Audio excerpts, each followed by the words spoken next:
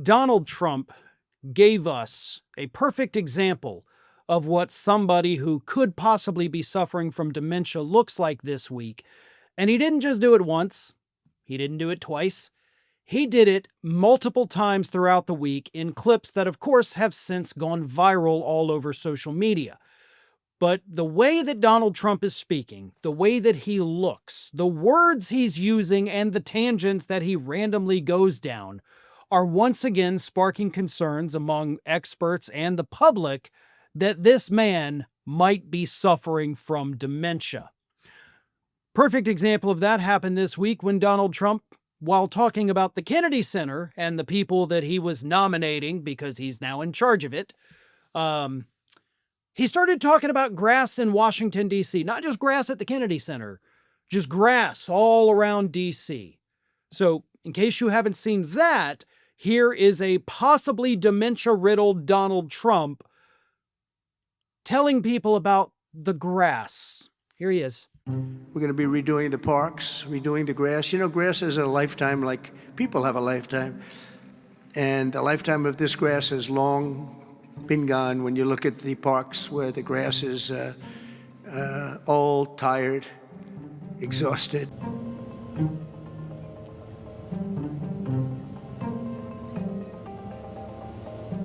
We're going to redo the grass with the finest grasses. I know a lot about grass because I own a lot of golf courses, and if you don't have good grass, you're not in business very long. Okay. Yeah. Grass doesn't live forever. As the video from USA Today also showed, DC's having a drought right now. So yeah, the grass is turning a little bit brown, Donald. You're not wrong about that. You're just wrong about why. It's not because the grass has just reached its lifetime limit and said, well, I'm dead now. It's a lack of water, which, as somebody who owns multiple golf courses, you should know that grass needs water to live. And by the way, grass does in fact have a lifetime, right? The blades of grass do have lifetimes. But the blades will die off and new blades will come up, right? You don't have to replace your lawn every year. Okay?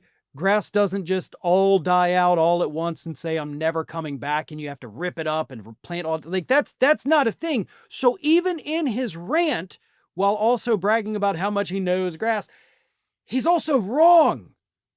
As long as you have a healthy root system, it will continue to grow and new blades will come up, old blades will die off. That's how grass kind of works. But yeah. And as I said, this wasn't the only time he did it this week. There was another one where Donald Trump decided to start ranting about the, quote, medians, which is not even the thing he was actually talking about. So here's that clip. You shouldn't have medians falling down into the roadway. Median, you know, the metal things that are always... Somebody had a great lobbyist, because I've never seen them look good. I've been looking at those things with the little, right?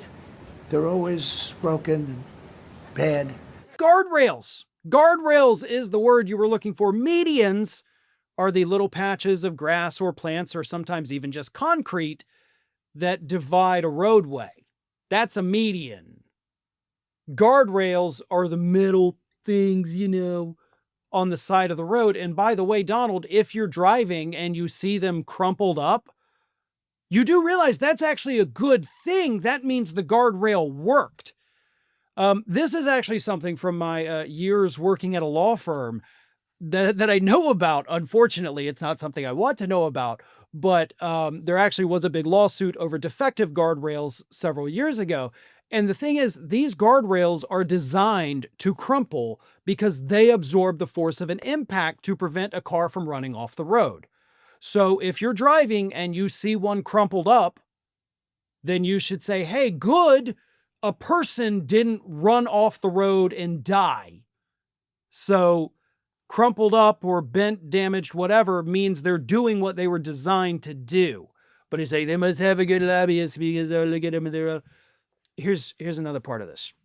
And this is where we get in deeper to, possible mental problems with him. You not just listen to the words that he says, but how he looks while he's speaking. Like in the clip where he's talking about the grass, not only was that not the subject at hand, but he starts like his eyes are looking droopy. He's like looking up a little bit sometimes and not even looking, and he's kind of looking over here and down. He doesn't know where he is or what he's doing. And by the way, yet another example of something that happened this week, he referred to the city of Leningrad in Russia, which has not existed since they changed the name in 1991. So he's misremembering things, basically talking about something in the past as if it were present, which, by the way, is a huge red flag for people that may have Alzheimer's or dementia, referring to things that happened in the past as if they are in the present. And again, I've said this a lot. I know this firsthand because of my grandmother who is going through this. And I have to tell you, I actually spoke to my mom like 10 minutes before I sat and did this segment.